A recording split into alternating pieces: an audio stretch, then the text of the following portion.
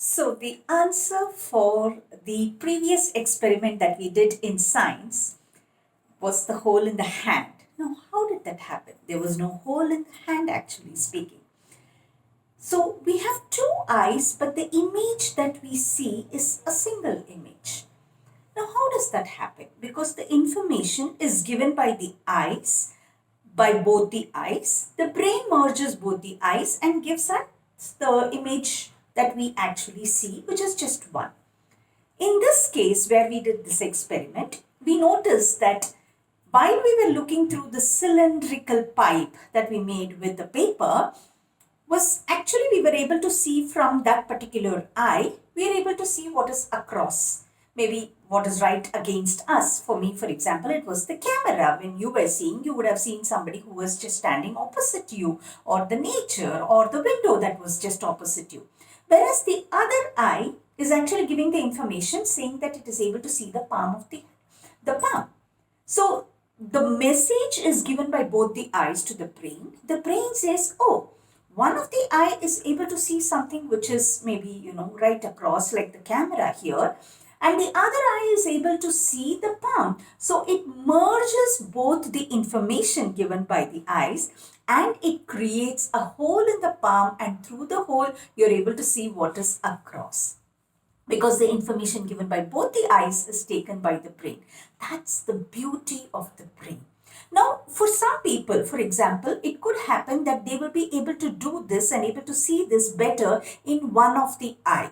That's because they have a dominant eye. Just like how we use the dominant hand, we are able to do things instantaneously. We pick up things, or we write, or we do things with a particular hand. That's called the dominant hand. Similarly, the eye, also there is a dominant eye. So the brain gets more information or believes more information of the visual things that are being seen through that particular eye. And that's why some of them with one of the eye, they may see this better compared to the other eye. It's not always that the dominant hand that you have, maybe your right hand is the dominant hand. It need not always have to be that your right eye is the dominant eye. It's not always so. When we're talking about the perception of vision and we're talking about the eyes and how the eyes and the brain work, let me also take you through one more experiment. This is a very nice, very interesting experiment. You could take a sheet of paper and you can fold it into two.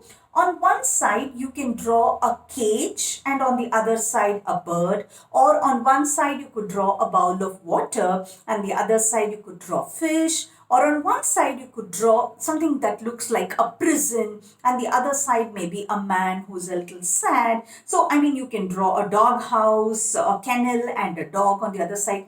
Whatever you can choose, okay? Something like this. I have taken a sheet of paper, folded it into half. On one side, I have drawn a bowl of water, and on the other side, I've drawn a fish.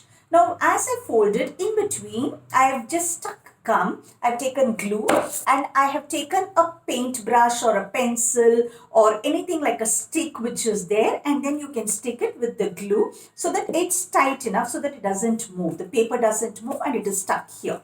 So that's the only thing, because when you move it, it has to be something which doesn't shake. Now, when I move this, please listen very carefully. You have a bowl of water here and you have a fish here. They're separate. So when I move this, what does the eye see?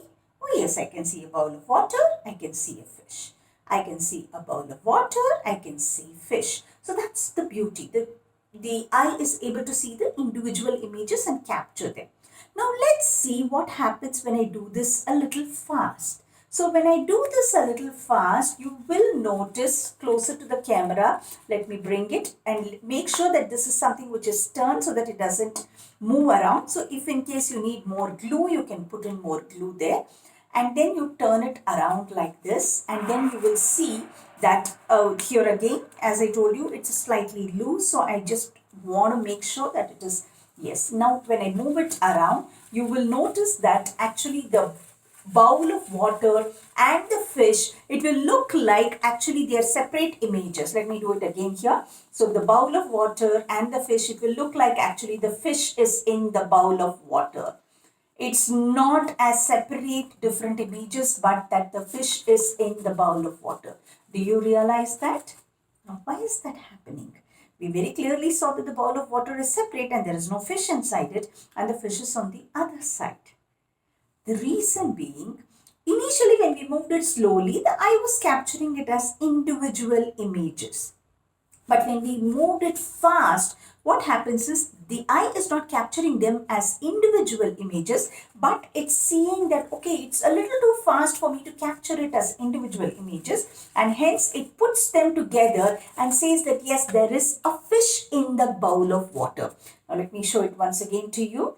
So here you have the fish, you have the bowl of water. Slow, you're able to see it individually.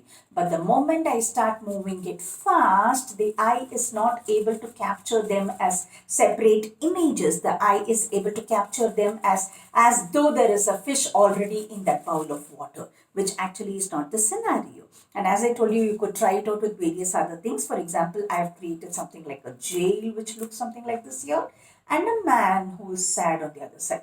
Individually, when you see, it's like this. But the moment you start moving it, you will see that actually you will realize that there is a man in that jail and he is looking sad. So it's like as though he's, as I told you, make sure that whatever you are keeping here is slightly, tight, so that the paper doesn't move, and you are able, when you're able to move this, the paper doesn't shift the focus here and there. So you will notice that the man is in the jail and is very sad, though they are individual images. Isn't it amazing to see how beautifully our eyes work? This is where we as parents, we as teachers, we as adults have to inculcate in the children, saying that how do things work? Look around. Yes, how does the pressure cooker work? How does the food get cooked? So let the children start exploring, understanding. It could be simple things like your alarm clock. How does it work? How does it wake you up in the morning? What is the mechanism that is followed?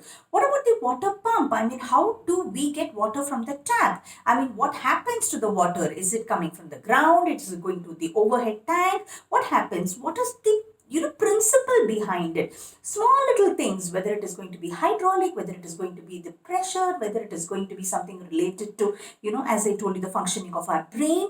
The children will start looking at things around and wanting to know, oh yes, how does this work? So small experiments, small fun activities that we do with the children will inculcate this interest. So this episode we saw all about the eyes, the functioning of the eyes and the brain, and the perception of vision.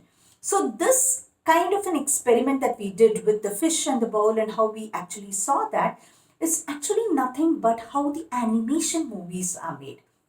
For those of you who have seen a movie by Amir Khan called Tare Zameen Par, which had come in a few years before, there was this child who basically was very fond of drawing, and he had a notebook, and across, it's a small sized notebook, and across the pages he drew maybe the particular character. It could be a horse or it could be an animal, whatever he had drawn, or a man, it in different positions. In each page he incrementally changed the position of that particular character, and when you flip the book, it looked like as though that particular character was moving from one end to the other end. Why don't you try and just take up a sheet of paper, cut it into small, pieces, and then make it like a small notebook and have a character. It could be, Tom and Jerry character, or it could just be a horse, or it could be a bird, it could be a human figure. Just make sure that in each of the pages you incrementally move the position of that particular character, and when you flip the book fast, you will actually see that it is in motion. And this is exactly how our cartoon films, our animation movies are all made. I hope you had fun with science and fun with us. And if you do like this kind of experiments, activities, we're going to be having many more of them. So make sure to subscribe to the channel and like the channel, and make sure you click on the bell icon so that you get the notification as and when we have the newer episodes uploaded. Thank you.